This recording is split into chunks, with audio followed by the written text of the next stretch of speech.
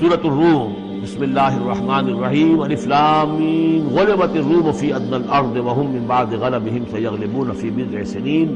للہ الامر من قبل ومن بعد ویومئذ یفرح المؤمنون بنصر اللہ ینصر من یشاء وهو العزیز الرحیم وعد اللہ لا یخلف اللہ وعدہ ولکن اکثر الناس لا یعلمون۔ یہ سورہ روم جو ہے، اس میں آغاز میں جو مضمون آیا ہے وہ اس اعتبار سے بہت اہم ہے کہ ایک تاریخی پس منظر بھی ہے اس کا، اور ایک بہت بڑی پیشن گوئی تھی کہ جو ان آیات میں کی گئی تھی، کہ جو پھر صحیح ایگزیکٹلی جیسے کہ پیشن گوئی اللہ نے کی تھی ان آیات میں وہ پوری ہوئی۔ یہ آپ ذہن میں رکھیے کہ بہت طویل عرصے تک، کئی 100 برس تک تاریخ کے اندر، جب یہ ایرانی امپائر بنی ہے کہ خسرو سے سائرس کے زمانے سے 2500 سال پہلے جو بادشاہ تھا ذوالقرنین، ایک بڑی سلطنت یہ تھی، اور دوسری بڑی سلطنت جو تھی وہ سلطنت روما تھی۔ سلطنت روما کا سب سے بڑا حصہ تو خیر روم جو یورپ کے اندر تھا، لیکن یہ ترکی کا پورا علاقہ اور مغربی میڈیٹرینین کے ساتھ ساتھ جو ساحل ہے یہ ان کے پاس ہوتا تھا۔ ان دو حکومتوں میں جیسے سی سو ہوتا ہے، جھولا جھول رہی تھی تاریخ۔ کبھی ایرانیوں میں کوئی زوردار طاقتور بادشاہ اٹھا باصلاحیت، اس نے حملہ کیا اور رومیوں کو دھکیل دیا وہ یورپ کے اندر اور ایشیا خالی کرا دیا۔ کبھی رومیوں میں کوئی زبردست طاقتور کوئی بادشاہ اٹھا جو کہ جس کے اندر صلاحیت تھی، وہ آ کر ایرانیوں کو دھکیلتا ہوا پیچھے لے جاتا تھا۔ تو اس طریقے سے یہ سی 100 جو ہے یہ کئی 100 برس تک جاری رہا۔ حضور کی بعثت کے زمانے میں ایسا معاملہ ہوا ہے کہ سن 614 میں، 602 سے لے کر 614 تک، اور حضور کی ولادت ہوئی 571 میں، یعنی جب حضور کی عمر 31 برس تھی اس سے لے کر اور 45 برس کی عمر تک ایک مسلسل جنگ چلی ہے ان دونوں کے مابین، روم اور ایران کی۔ لیکن سن 614 میں ایک بڑی زبردست شکست دی کیخسرو پرویز، کیخسرو ثانی وہ اپنے آپ کو کہتا تھا، پہلا کیخسرو تو تھا ذوالقرنین اور ثانی میں ہوں اب، بہرحال یہ بڑا باصلاحیت حکمران تھا۔ اس نے شکست دی ہے رومیوں کو بہت بری طرح۔ شام میں، اب یہ چونکہ رومی عیسائی ہو چکے تھے، سن 300 عیسوی میں یہ عیسائی ہو چکے تھے، یروشلم ان کا مقدس مقام تھا، لیکن نام رکھا ہوا تھا ایلیا۔ سن 70 میں جو یروشلم کو انہوں نے برباد کیا تھا، تو اس کے بعد ہیڈریان ایک رومن امپرر تھا جس نے کہ دوبارہ آباد کیا یروشلم کو، اور لیکن اس کا نام بدل دیا، اب یروشلم نہیں تھا یہ، اس کا نام تھا ایلیا۔ ایلیا میں ان کی وہ صلیب بھی تھی جو ان کے عقیدے کے مطابق حضرت مسیح علیہ السلام کو جس کو صلیب دی گئی تھی، ان کا مقدس مقام تھا یہ۔ ان سب سے بھی ان کو کھدیڑ دیا، تقریباً ترکی سے بھی نکال دیا، استنبول جو ہے قسطنطنیہ، اس پر بھی اندیشہ ہوا کہ شاید ایرانی حملہ کر دیں گے۔ اس حد تک رومیوں کا حال پتلا ہو گیا۔ اب ہو یہ رہا تھا کہ جو عرب میں، مکے میں ادھر حضور کی دعوت ہے شروع ہو چکی ہے، 5 برس ہو گئے حضور کو دعوت دیتے ہوئے، یا یہ کہ 15 برس ہونے کو آئے ہیں، لیکن ہوتا یہ تھا کہ یہ مشرکین مکہ یہ سمجھتے تھے کہ ایرانی تو ہمارے بھائی ہیں، وہ مشرک ہے، آتش پرست ہیں، اور یہ نصرانی جو ہیں، یہ عیسائی جو ہیں، یہ مسلمانوں کے قریب تر ہیں، اس لیے کہ یہ عیسیٰ کو ماننے والے، موسیٰ کو ماننے والے، تو یہ لوگ جو ہیں ان سے قریب ہیں۔ تو وہ بغلے میں جا رہے تھے کہ مسلمانوں تمہارے جو ساتھی ہیں یا تم جیسے جو لوگ ہیں تمہارے قریب جو لوگ پٹ رہے ہیں، دیکھو ہمارے ساتھی جو ہیں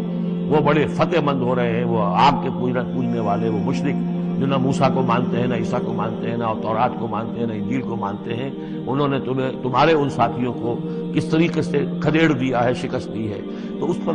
مسلمانوں کو صدمہ ہوا۔ اس پر یہ آیات نازل ہوئی کہ اگرچہ اس وقت تو فی الواقع صورت یہ بن گئی ہے، لیکن چند ہی سالوں کے اندر یہ صورت بدل جائے گی،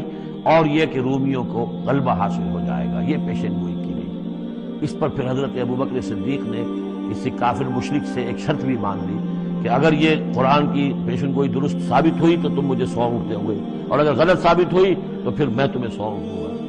لیکن حضور انہوں نے کیے تھے شاید 3-4 سال کی یہ عہد کیا تھا، حضور نے کہا نہیں، بضع کا لفظ آ رہا ہے اس میں کہ چند سالوں کے اندر، بضع کا لفظ جو ہے وہ 9 تک اطلاق ہوتا ہے، تو 9 سال کو رکھو، اور شرط جو ہے دوبارہ اپنی اس 9 سال کے حوالے سے اونٹوں کی تعداد بھی بڑھا دی گئی، لیکن یہ کہ پھر شرط کی مدت 9 سال ہو گئی۔ لیکن 9 سال کے 9ویں سال ہی وہ جو ہے وہ جو پیشن گوئی قرآن کی تھی وہ صحیح ثابت ہوئی۔ ہرقل جو تھا، ہرقل اعظم، اس نے پھر لمبا چکر دیا، بجائے اس راستے سے آنے کے وہ بحیرہ کیسپین کی طرف سے ہو کر، پیچھے سے ہو کر آیا ہے، اور سرپرائز اٹیک کیا اس نے ایران پر، اور بڑی زبردست شکست دی ایران کو، اور اپنی شکست کا بدلہ چکا لیا، اور یہ سارا علاقہ شام وغیرہ کا جو ہے وہ اس نے واگزار کرا لیا۔ اور وہی تھا زمانہ جب کہ مسلمانوں کو میدان بدر میں فتح حاصل ہوئی۔ تو یہ شکست، دو خوشیاں جمع ہو گئی مسلمانوں کے لیے، کہ ایک تو یہ کہ جو ان کے قریب تر تھے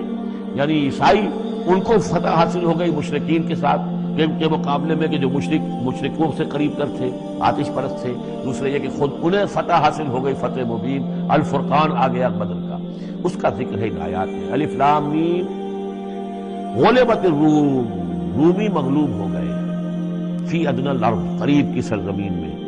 جغرافیہ تو آپ کو دکھایا تھا نقشہ، جزیرہ نماء عرب، اور اس کے اوپر ایک طرف شام ہے، ایک طرف عراق ہے،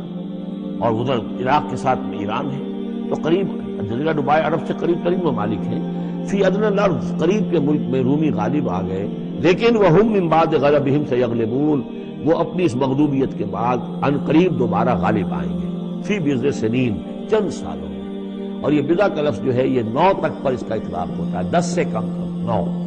تو حضور نے اسی لیے کہا کہ 9 سال، چونکہ تم شرط مان رہے، اور شرط اس وقت تک شرط لگانا حرام قرار نہیں دیا گیا تھا، ابھی نہ جوئے کی حرمت آئی ہے نہ شراب کی حرمت آئی ہے، اس لیے اس میں آپ وہ تعجب نہ کریں کہ حضرت ابوبکر نے شرط لگائی۔ تو فرمایا الف لام میم، غلبت الروم فی ادنی الارض وهم من بعد غلبهم سیغلبون فی بضع سنین للہ الامر من قبل ومن بعد، اللہ ہی کا اختیار تھا،